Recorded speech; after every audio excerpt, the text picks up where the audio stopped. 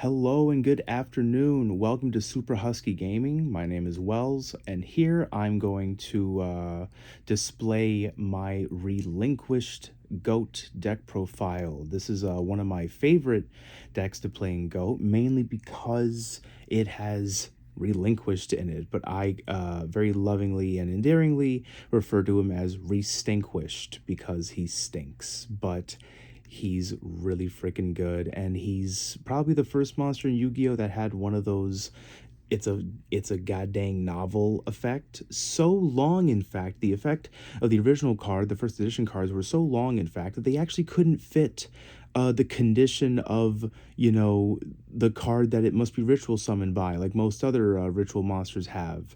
They just couldn't fit it because of all the other wording that they had for the obscene effect, which now, they fixed it since then, but I like using the originals because, but without further ado, I'm going to begin the actual deck profile properly. And starting from the top with the card you just saw, I'm playing two copies of Relinquished. Restinkquished. I love Restinkquished.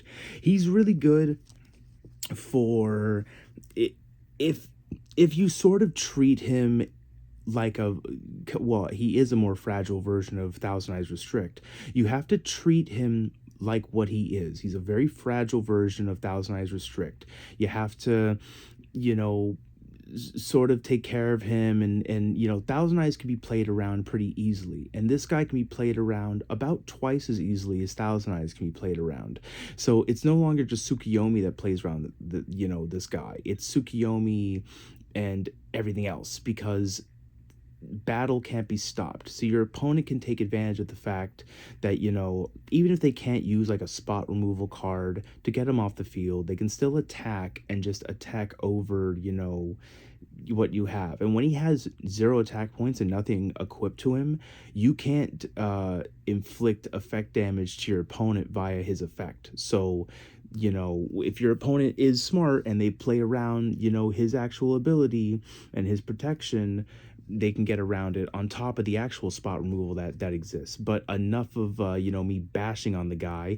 I love him because he gets rid of important stuff like the chaos monsters, and he gets rid of face downs too. A lot of people forget that Relinquished and Thousand Eyes can both target face down monsters, and Relinquished has the exact same ability. So being able to get rid of your opponent's flips, their spies, their dacoichis, their night assailants, being able to deal with any of their pesky little face down monsters before they can go off, and having something like Tsukiyomi to recycle this guy's effect really makes him good. But more often than not, you're just going to be winding up discarding this guy because he can be easily searched out with these two copies of Manju of the 10 octillion hands. It's actually 10,000 hands, but I love just making him have an absurdly higher number of hands. I'm playing just 2, not 3, at least for this little build for now, just because I like it. You normal or flip summon this guy, and you get to add a ritual spell or ritual monster from your deck to hand. People forget about the flip summon part. People forget that when he's flip summoned, you get this. So much like recycling Relinquished, you can recycle this guy along with your other flip monsters with stuff like Tsukiyomi. So, I don't know, if your opponent spent time getting rid of another monster or not this, and you have Tsukiyomi and you can bother to put him back face up, you can really get off like some wacky fusion plays, or just get more stuff to your hand that you can discard, for later. Speaking of discarding, the ultimate discard fodder himself, Sinister Serpent, playing 1 copy of him because he's fantastic. 1 copy of Magician of Faith. I'm playing just the 1 because knock is really nasty, and losing 2, I'd rather lose 1 than 2. I'm playing 1 copy of Morphing Jar in this deck profile, mainly just because I lose my hand advantage a lot. Using Relinquished means that you have to spend 3 cards: the ritual card, the tribute, and the monster. And although the tribute is quite literally the lowest tribute available, the fact that you're losing something, if it's not like Sinister Serpent or something that you're guaranteed to get back later, it really is costing a lot of resources. And Morphing Jar, at least in the very least, helps alleviate some of that pressure of, being stuck with only one or two cards in your hand by turn three. And although it benefits your opponent, sometimes you can really use this to screw your opponent, especially when they've been drawing a bunch of cards.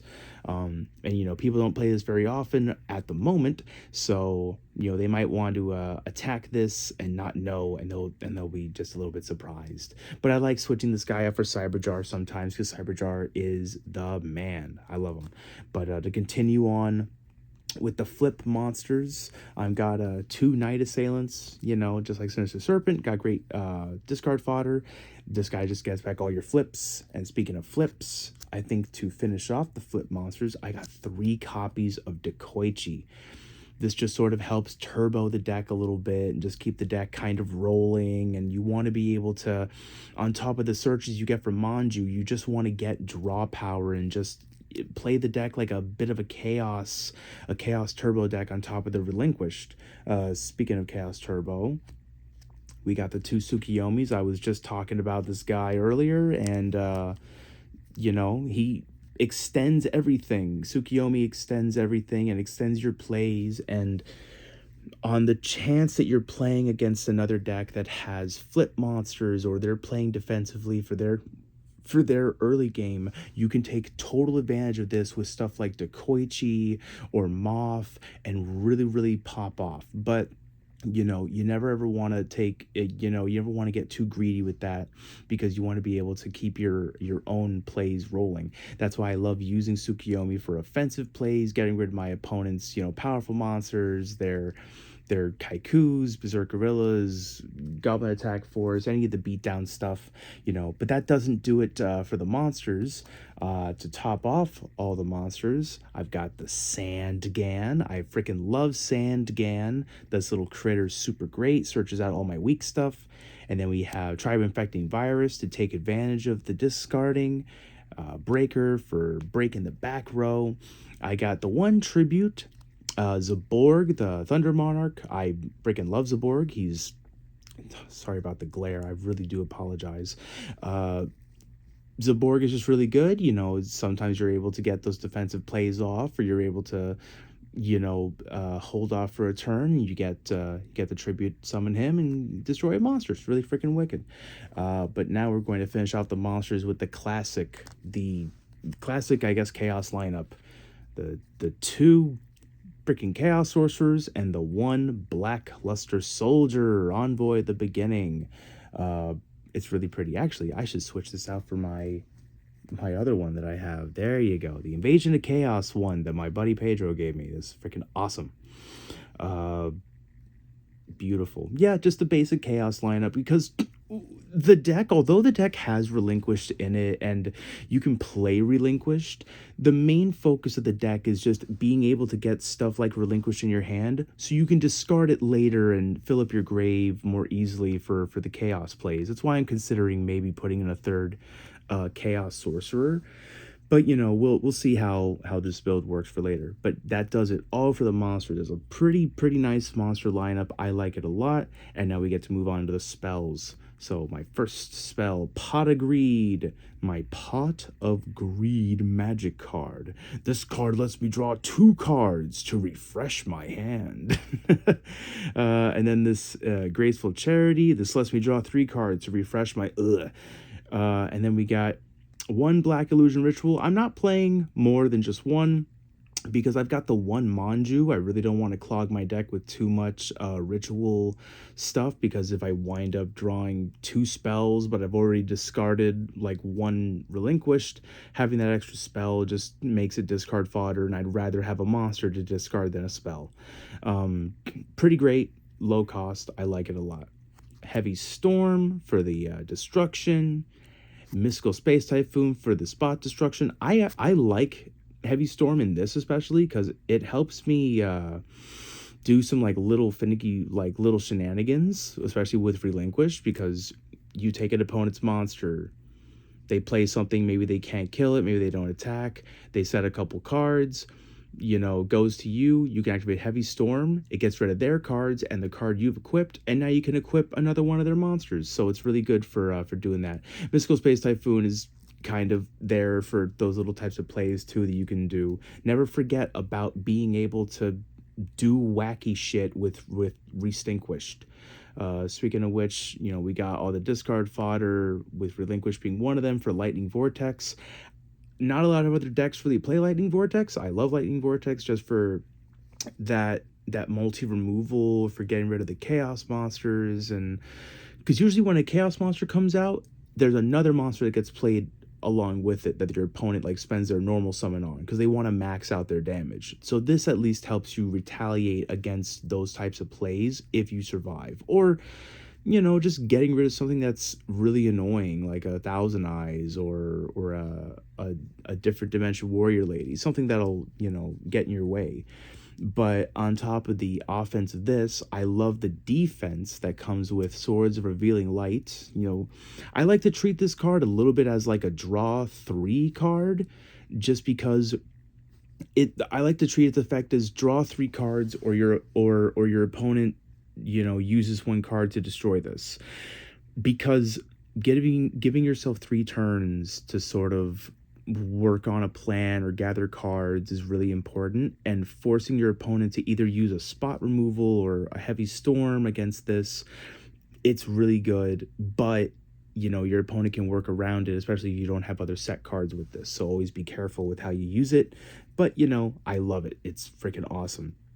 Speaking of freaking awesome, I got 2 copies of Book of Moon. Really good for all the flip monsters, and just for keeping Relinquished alive, and for doing again more Relinquished shenanigans. Put it face down, bring it back face up, get a new monster. Speaking of stealing, Snatch Steal's just good. Hopefully steal a monster and take their thing and sacrifice it for Saborg, which is nice. I got 2 copies of Nobleman of Crossout to help deal with those face downs when Relinquished can't.